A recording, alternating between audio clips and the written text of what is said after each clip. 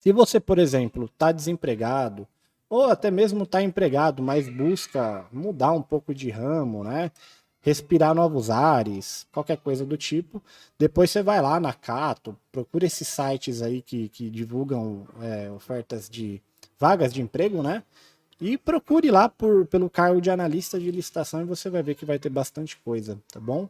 Os salários são bem diferenciados aí, mas a média do salário aí de quem vai ser um analista é mais ou menos uns R$ 2.500. Então, pô, é um salário bem bacana, né? Tem muita gente por aí que não ganha isso, mas você vai ter que aprender licitação, né? Ele vai ter que saber fazer licitação, é isso que o analista faz.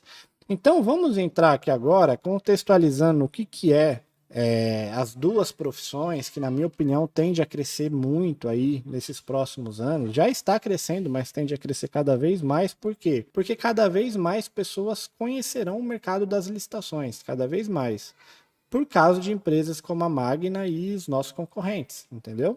Então, cada vez mais as pessoas vão conhecer esse mercado.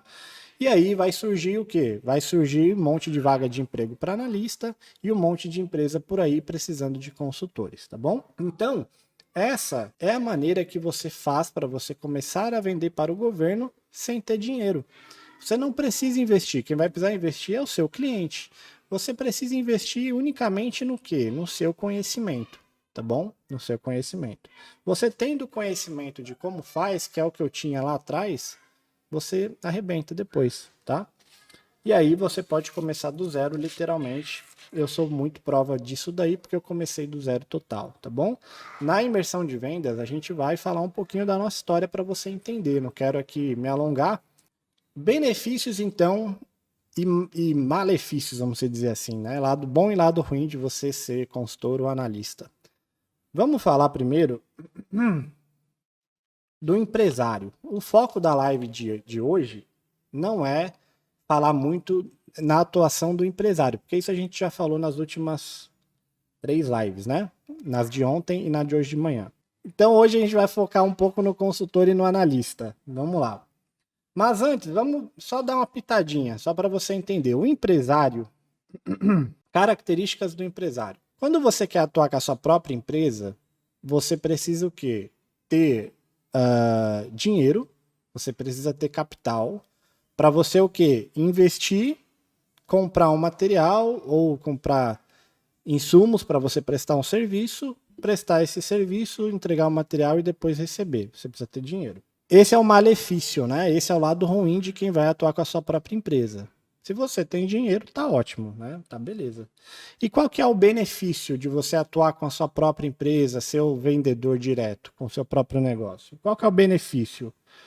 Você vai ter um maior lucro, né? O empresário, ele ganha muito mais dinheiro do que o consultor.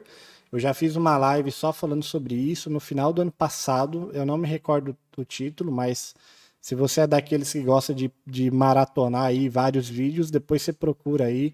Foi um vídeo que eu fiz em dezembro, né? Mostrando por que a gente começou a atuar com a nossa própria empresa também. Porque o empresário ele tem um maior retorno do que o consultor, tá bom? Apesar do consultor ganhar uma comissão, daqui a pouquinho eu vou explicar já essa parte de quanto que recebe um, quanto que recebe o outro e tal, você vai entender. Mas o consultor ele recebe uma fatia daquele dinheiro, daquele lucro. O empresário ele fica com a maior parte, tá bom? Então, se você puder escolher, eu recomendo que você escolha atuar com a sua própria empresa. Se você puder escolher, se você tem dinheiro e tem vontade de empreender, pô, não tenho dúvida, vá fundo com a sua própria empresa, licite você mesmo, porque todo o percentual de lucro ele é seu, você não precisa dividir com ninguém, tá? Agora, eu sei que não são todos que têm dinheiro, né? Que têm capital, então por isso que a gente fez essa aula. Então hoje a gente vai falar do consultor. Malefício de você ser um consultor em licitação. O lado ruim. Você vai ter que ter conhecimento suficiente, né? E você vai ter uma responsabilidade dobrada.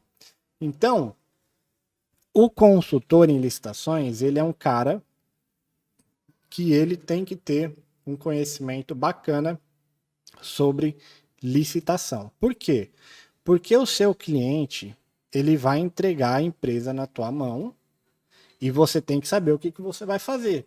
Por quê? Porque senão você vai fazer caquinha e aí depois o que vai acontecer? O seu cliente ele vai ficar boladão com você e muitas vezes ele vai querer te processar, vai querer arrumar uma briga porque licitação dá dinheiro.